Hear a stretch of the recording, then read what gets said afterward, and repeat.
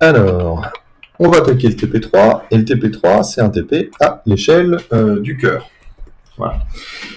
Dans le TP2, on était à l'échelle du crayon. Ça nous a permis de calculer déjà les principaux effets sur la réactivité, l'effet Doppler, l'effet de la densité, et l'effet de l'acide borique.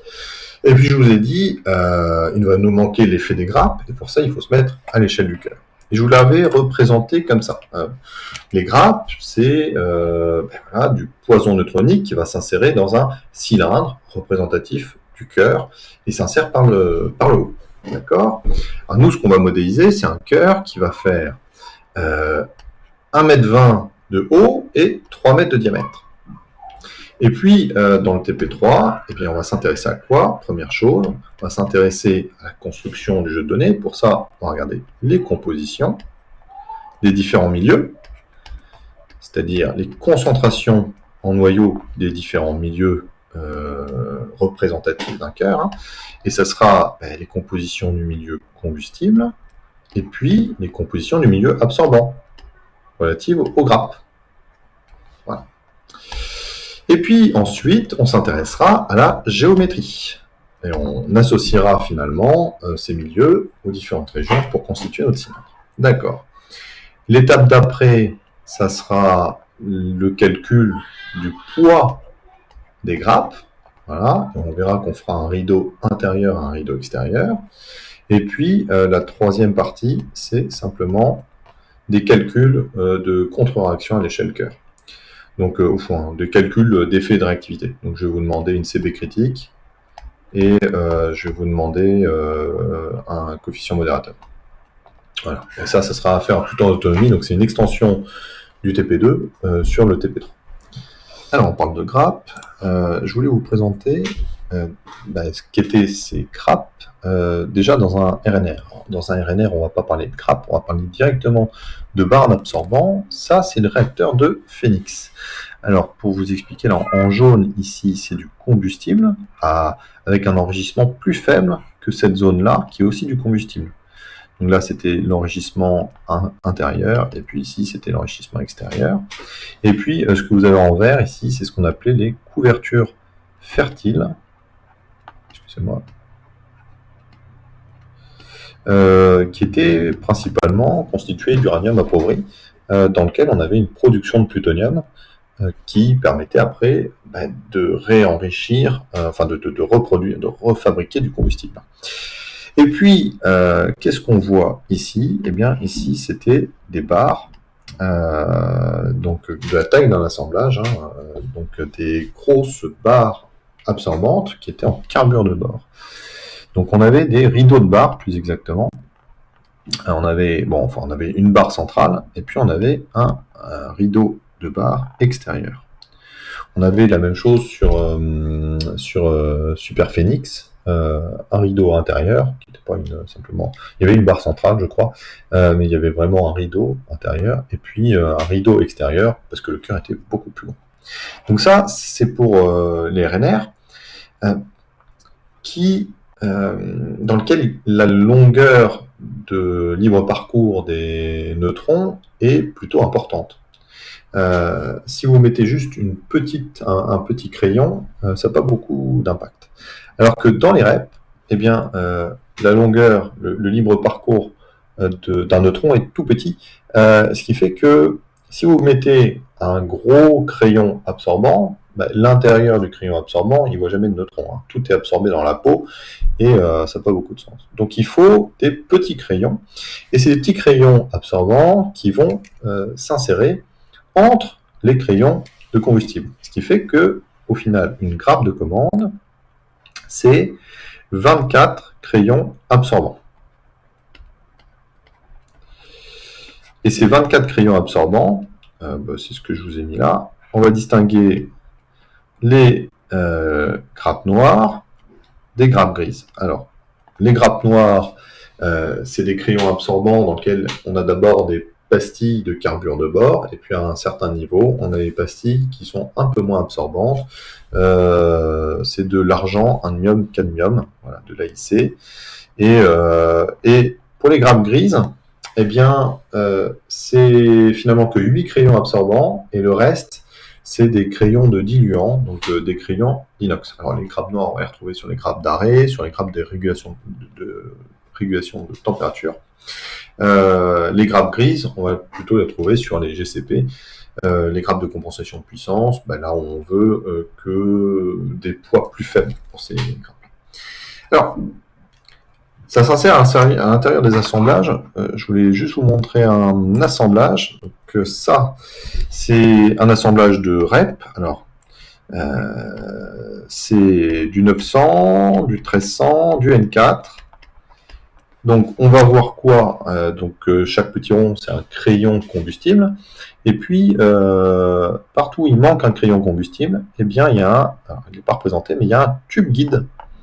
Et il y en a 24 tubes guides à l'intérieur desquels eh bien, le crayon absorbant il va s'insérer. Donc ça, c'est un tube guide. Et alors le tube guide, il est important parce qu'il participe au squelette de l'assemblage. C'est-à-dire qu'au début, avant d'insérer les crayons, on a des grilles, effectivement, dans lesquelles va s'insérer les crayons. Mais chaque grille, et donc les X grilles, 6 grilles de maintien et quelques grilles de mélange et les grilles terminales. Ces grilles, oui, les crayons vont s'insérer à l'intérieur, mais bon, pour relier les grilles entre elles, au début, il y a les tubes guides. Voilà. Et alors, si je dis que ça, c'est pour la plupart des REP sauf le PR, c'est parce que ici au centre, effectivement, il y a un trou qui est le tube d'instrumentation qui va permettre de faire passer un tube RIC. Voilà. Sur le PR, on n'a pas ce trou central.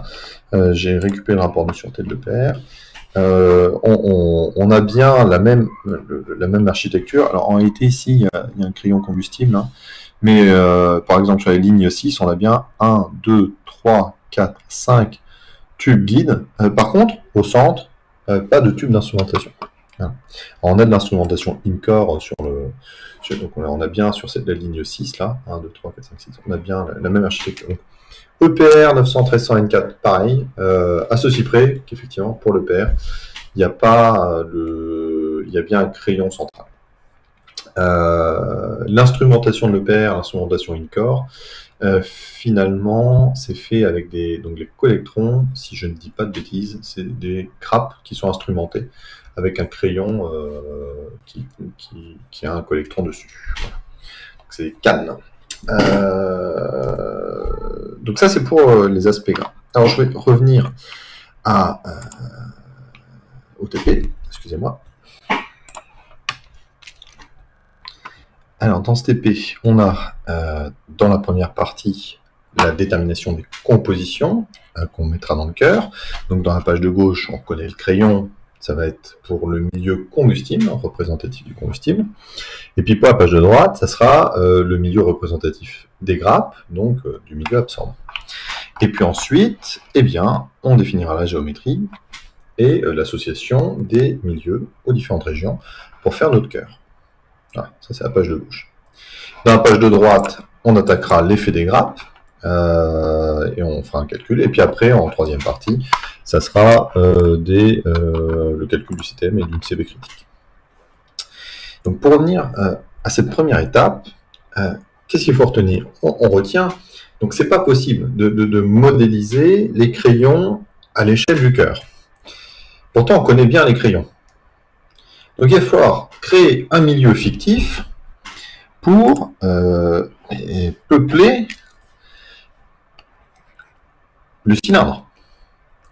Et ce milieu fictif, c'est ce qu'on appelle des sections homogénéisées. Je vais noter avec un indice homme. Voilà. Et pour les obtenir, le processus, généralement, on appelle ça une homogénéisation spatiale, où l'objectif, c'est de conserver le nombre de noyaux. D'accord.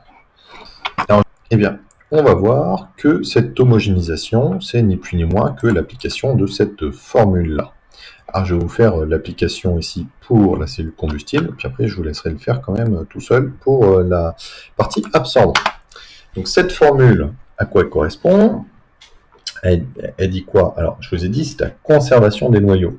effectivement, si j'intègre la concentration des noyaux I sur tout le volume de la cellule, eh bien ici, bon, j'étais en noyau par centimètre cube, je l'intègre, j'ai finalement le nombre de noyaux ici, le nombre de noyaux I dans la cellule. Je redivise par le volume de la cellule, et c'est comme si j'avais en fait mixé, dilué le noyau I dans toute la cellule.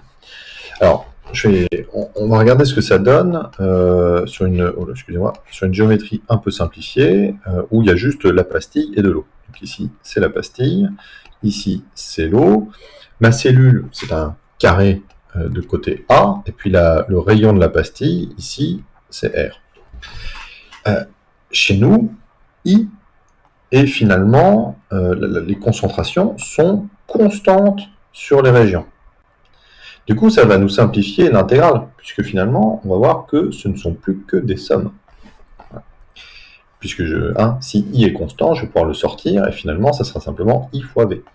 Alors, je vais prendre l'exemple où je vais m'intéresser à la concentration d'uranium-235 homogénéisée. Qu'est-ce que ça vaut, ça? Alors, si j'applique ma formule, je vois que finalement I, ça vaudra 0 dans l'eau, et dans la pastille, ça vaudra la concentration de l'uranium-235 dans la pastille. Il restera la partie volume, et eh bien, la partie volume, ce sera simplement le volume de la pastille. Donc finalement, pour l'uranium-235, homogénéisé, je dis quoi? Je dis que ça va être la concentration d'uranium-235 dans la pastille, multiplié par le volume de la pastille, et divisé par le volume de la cellule. D'accord. Je vais essayer d'aller un petit peu plus loin, et maintenant je vais m'intéresser à l'oxygène. Alors, l'oxygène homogénéisé, où est-ce que j'en ai? J'en ai dans l'eau, et j'en ai dans la pastille. J'en ai dans l'eau, H2O, et puis dans la pastille, UO2. Dans ces cas-là, eh bien, je vais prendre la quantité de noyaux dans l'eau. La quantité de noyaux dans l'eau, c'est la concentration d'oxygène dans l'eau, multipliée par le volume de l'eau, plus la quantité de noyaux d'oxygène dans la pastille. Donc, la quantité d'oxygène dans la pastille, multipliée par le volume de la pastille. Le tout divisé par le volume de la cellule.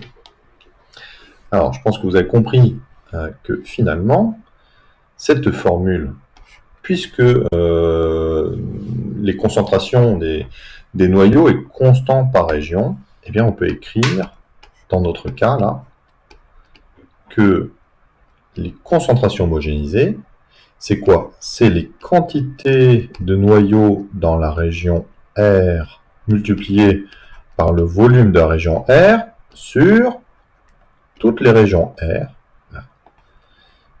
divisé par le volume de la cellule.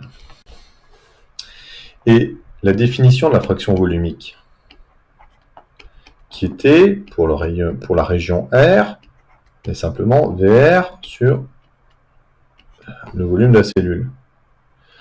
Vous voyez finalement que on va se simplifier la tâche, et on pourra écrire directement que la concentration homogénéisée du noyau I, c'est la somme des concentrations dans les régions hétérogènes, R, multiplié par la fraction volumique de la région R. Et on va faire la somme sur toutes les régions R. D'accord. Alors je vais reprendre l'énoncé. Et qu'est-ce qui est écrit?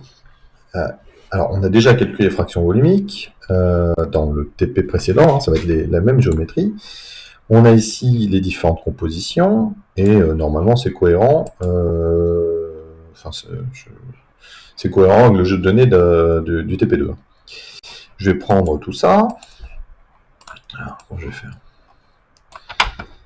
Je vais le mettre dans un classeur.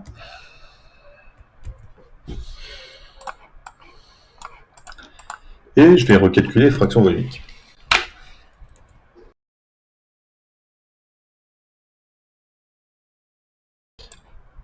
On a les fractions volumiques des différentes régions R ici.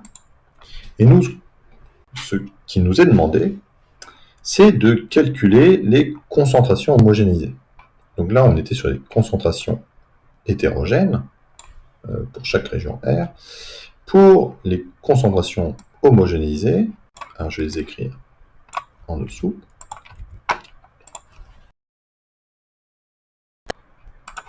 Voilà. Donc il va nous rester à calculer les différentes concentrations de noyaux dans ma cellule de combustible homogénéisée.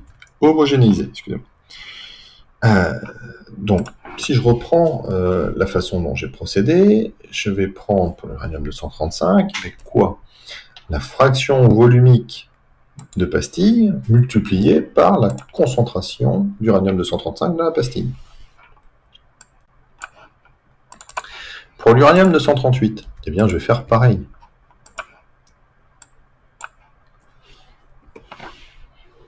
Alors, forcément, voilà, donc comme la pastille, il n'y a que 33%, elle occupe que 33% de la cellule, c'est comme si je diluais à hauteur de 33% l'uranium dans ma cellule.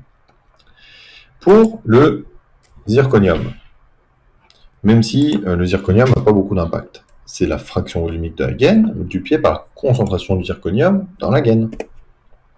Pour l'hydrogène, c'est la concentration d'hydrogène dans l'eau multipliée par la fraction volumique de l'eau. Et il nous reste l'oxygène, qui est un petit peu délicat, puisqu'il va falloir sommer les quantités d'oxygène de la pastille et de l'eau. C'est donc la concentration d'oxygène dans la pastille multipliée par la fraction volumique de la pastille, plus la concentration d'oxygène dans l'eau multipliée par la fraction volumique de l'eau. Voilà. Et on obtient ces concentrations-là. La suite, ça sera dans une autre vidéo.